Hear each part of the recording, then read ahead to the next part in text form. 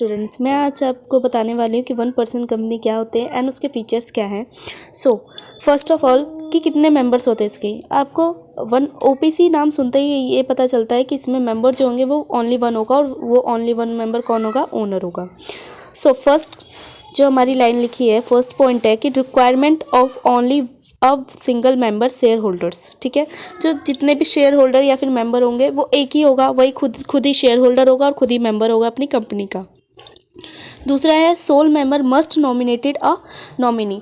अगर देखो नॉमिनी क्यों हमें मतलब कि अपॉइंट करना होता है, तो नॉमिनी इसलिए हमें अपॉइंट करना होता है किसी भी कंपनी में कि अगर ओनर मर जाता है, ओनर की डेथ हो जाती है, तो ओनर के बिहाफ पे कौन उस कंपनी को आगे चलाएगा, इसके लिए हम नॉमिनी को रखते हैं। या फिर अगर ओनर मर जाता है तो उसकी कोई भी अगर ऐसा पेंशन वगैरह कुछ भी होता है, जैसे कि प्रॉफिट वगैरह जो भी शेयर होता है, सब कुछ किसको मिल जाता है? नॉमिनी को मिल जाता है। इसीलिए 1% कंपनी में नॉमिनी अपॉइंट करना कंपलसरी हो जाता है। OPC can be registered only a private company. जो ओपीसी होती है वो ओनली किस में रजिस्टर होनी चाहिए? प्राइवेट। ऑफकोर्स जो हमारी प्राइवेट कंपनी होती है वो एक रिस्ट्रिक्शन के दायरे में होती है कि उनको 200 से ज़्यादा मेंबर अलाउड नहीं है। ठीक है, और पब्लिक कंपनी में तो अनलिमिटेड है, कितने भी कर सकते हैं। इसीलिए जो 1% कंपनी है वो प्राइवेट कंपनी में रजिस्टर करा सकती है।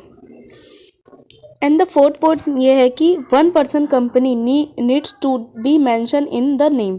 ठीक है, सो जो भी हमारी कंपनी के नेम होंगे उसके पीछे हमारा क्या लिखना इंपॉर्टेंट हो जाता है? 1% कंपनी। It's compulsory. अगर हम देखो किसी भी कंपनी को पहचानने के लिए हमें क्या पता होना चाहिए? अगर एलटीडी लिखा हुआ है तो वो पब्लिक है, प्राइवेट एलटीडी लिखा है तो प्राइवेट, लिमिटेड लिखा है तो क्या होगा? प्राइवेट हो जाएगा। इसी तरीके से अगर हमें 1% कंपनी को डिटरमाइन करना है तो उसके लिए हमें ओपीसी लिखना ज़रूरी हो जाता है। उसके बाद हमारा fifth point, requirement of minimum 1 director only. Of course her company में डायरेक्टर होना ज़रूरी होता है, क्योंकि वही हमारे कंपनी को क्या करता है? मैनेज करता है। कंपनी के बहुत सारी चीज़ों को डायरेक्टर ही संभालता है, जिसे हम बोर्ड ऑफ डायरेक्टर के नाम से जानते हैं। ठीक है, और हर कंपनी में 2 डायरेक्टर होना ज़रूरी होता है, पब्लिक हो चाहे प्राइवेट हो। बट ओपीसी एक ऐसा कंपनी है जिसमें 1 डायरेक्टर होना ज़रूरी होता है। इसमें 1 होगा चलेगा। ठीक है, तो इसमें 1 ही होना कंपलसरी होता है, रिक्वायरमेंट ओनली 1। क्योंकि ऑफ कोर्स जब 1% कंपनी है तो वो ऑफ कोर्स वो ओनर भी खुद ही है, सिंगल मेंबर भी खुद ही है, शेयर होल्डर भी खुद ही है, डायरेक्टर भी खुद ही है। ठीक है, has a distinct single identity. इनकी जो आइडेंटिटी होती है वो भी सिंगल होगी। जब 1% कंपनी की मीनिंग ही 1 है तो जो भी चीज़ इसका होगा वो 1 ही होगा। बस एक ही चीज़ क्या होती है? ऑफकोर्स नॉमिनी भी एक ही होगा। ठीक है, सो नॉमिनी अपॉइंट करना होता है बस इसमें। Advantage of limited liability for the sole member.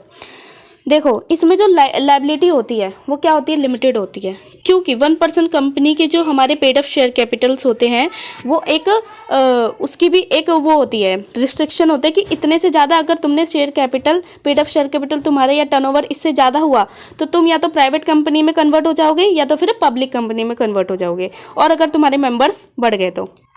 ठीक है, follows the principle of perpetual succession. मैंने आपको पहले भी बता रखा है पिछली वाली वीडियो में, जो परपेचुअल सक्सेशन है वो हर एक कंपनी में फॉलो होता है, चाहे वो प्राइवेट हो चाहे पब्लिक हो, चाहे इन्वेस्टमेंट कंपनी हो चाहे निधि कंपनी हो। हर एक कंपनी अपने में एक सेपरेट परपेचुअल सक्सेशन होता है, एक एंड सेपरेट लीगल आइडेंटिटी भी होती है। Okay, taxation at the rate applicable to corporates. जो टैक्सेशन होता है वो एप्लीकेबल है ओपीसी में। अगर ओपीसी कंपनी मतलब कि अगर ज़्यादा रैंक पे जा रही है तो उसको भी टैक्स देना होता है, applicable to the corporates. So these overall the 1% company. So I hope आपको मेरी वीडियो अच्छी लगी होगी, और अगर आपको मेरी वीडियो अच्छी लगी है, आपको अच्छे से समझ आ गया है तो 1% कंपनी क्या होती है क्या नहीं होती है। अगर आपको डिफरेंस चाहिए 1% प्राइवेट एंड पब्लिक कंपनी के बीच में तो आप कमेंट करना, मैं उसके लिए भी अपनी वीडियो ज़रूर अपलोड करूँगी एंड बहुत ही ईजी वे में अपलोड करूँगी। So thank you for watch.